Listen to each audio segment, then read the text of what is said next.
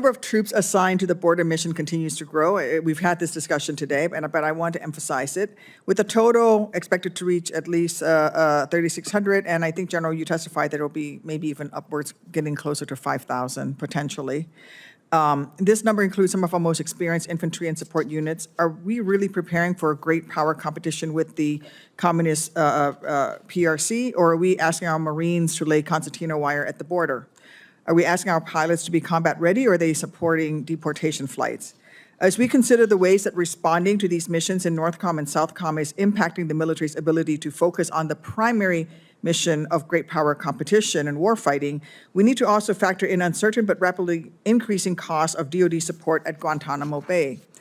On January 29th, President Trump greenlighted the expansion of the Migrant Operations Center, or MOC, at Guantanamo Bay. And as you're likely aware, this expansion comes with a range of costs that will impact the overall budget.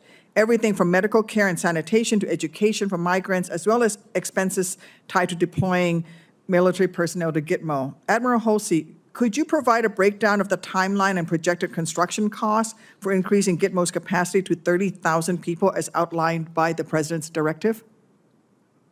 Senator, at this time, we're doing a phased approach. So right now, we'll have a capability for about 2,500 cots, and that plan is going to go up if we continue to phase it in. And we haven't decided that yet. I'm waiting further direction. So at the initial point, I don't have a cost estimate of what it would take for 30,000. So right now, we're still in the infancy phase of it. Well, you have a presidential directive. Have you not started planning to fulfill that directive? So right now, again, it's a stage approach, a tailored approach, right? So right now, we won't necessarily go. We don't know. We're working with DHS to understand the flow of migrants. So we're not going to go. We won't go to 30,000 unless we know that migrant flow will come. So we're waiting at this point.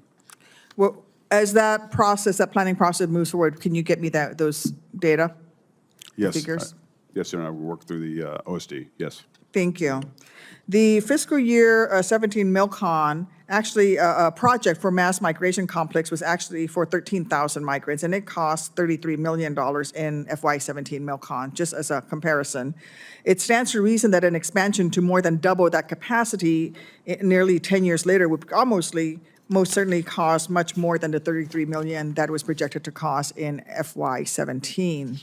In addition to facilities costs in 2019, the commander of detention ops estimated that it cost more than $100,000 for each guard. Each guard's 9-month deployment to Gitmo cost taxpayers $100,000. Admiral Halsey, do you have, as you're doing this, do you have an estimate for the personnel costs associated with this effort, even for the first 2,500? No, we do not yet, but I can say that the cost of running Gitmo at this point, just the facility, over the last several years, has been approximately $100 million. And $100 million per year? Yes, for the JTF Gitmo facility, along with the rotational force that comes in. And how many detainees are there? Currently, there are 30 law of war detainees, 15 law of war detainees, and then approximately 68 other detainees, not detainees, but migrants from the DHS. So to house 118 detainees there, and to maintain Gitmo, it's costing taxpayers $100 million currently. And we're going to project to go up to $30 million. For the Gitmo facility. Just for the Gitmo facility. Just a facility. So the cost would be much higher than that. What is the source of funding for the expansion of the MOC? So right now, as the forces flow in, the services are bearing their initial costs for the initial flow. And so that's where it's at right now, the services.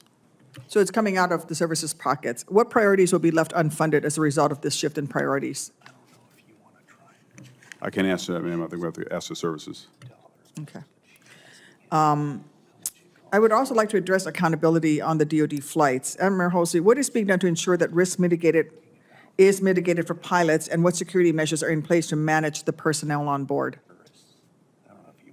Right now, the DHS actually controls those flights along with Transcom. Transcom probably have a better understanding of the flow of migrants to what they do on the aircraft.